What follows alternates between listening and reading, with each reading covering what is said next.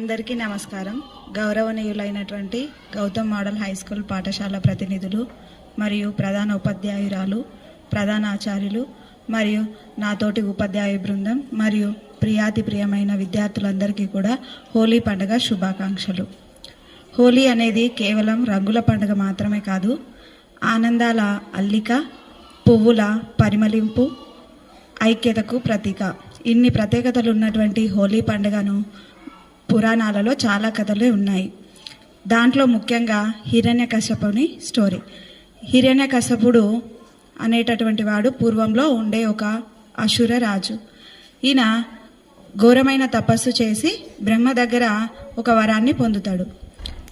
పంచభూతాలతో కానీ, భూమిపైన కానీ, ఆకాశంలో కానీ, మరి ఏ ఇతర ప్రదేశంలో కానీ, ఎలాంటి ఆయుధాలతో కానీ నాకు మరణం ఉండరాదు అని చెప్పేసి వరాన్ని పొందుతూ ఉంటాడు.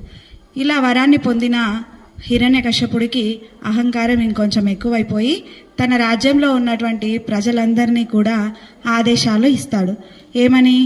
అందరూ నన్నే పూజించాలి, నన్నే స్మరించాలి, ఆ శ్రీ మహావిష్ణువుని పూజించొద్దు అని చెప్పేసి ఆంక్షలు విధించడం జరుగుతుంది. అలాంటి టైంలో హిరణ్యకశపుడికి భక్త ప్రహ్లాదుడు జన్మిస్తాడు. శ్రీ మహావిష్ణువుకి పరమ భక్తుడు.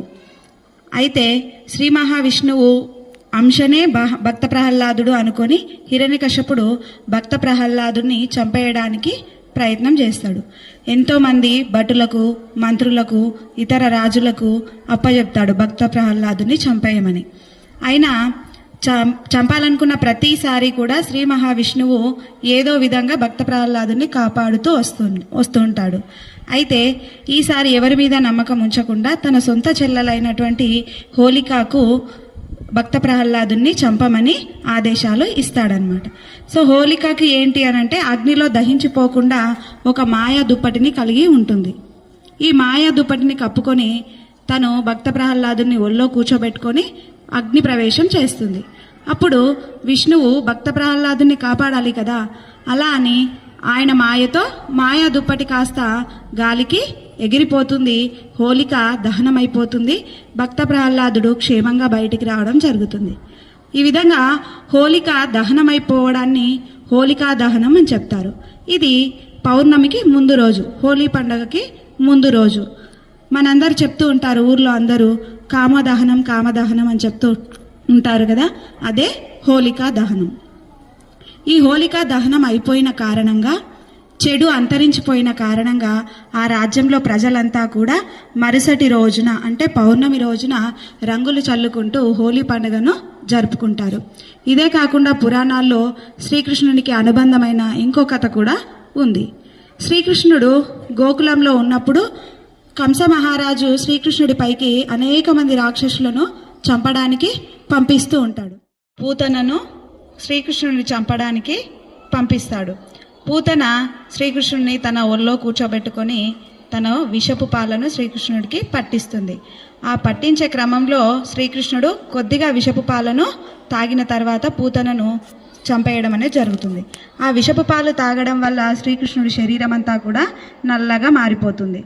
శ్రీకృష్ణుడి స్నేహితులు, రాధ స్నేహితులు అందరూ కలిసి శ్రీకృష్ణుడిని నల్లని వాడవు అని గేలి చేస్తూ ఉంటారు.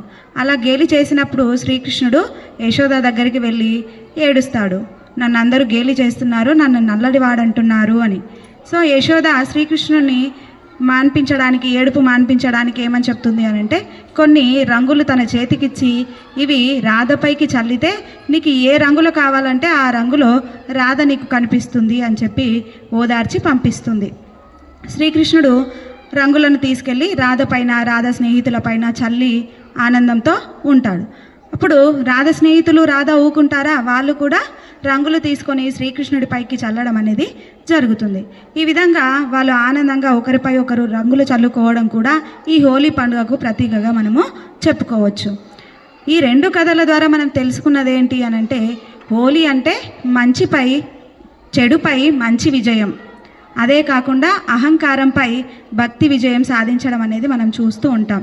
మీరు కూడా మీ జీవితంలో అందరితో ఐక్యతగా ఉంటూ ప్రేమతో ఆప్యాయతతో మెలుగుతూ జీవితంలో ఉన్నత స్థానానికి ఎదగాలి.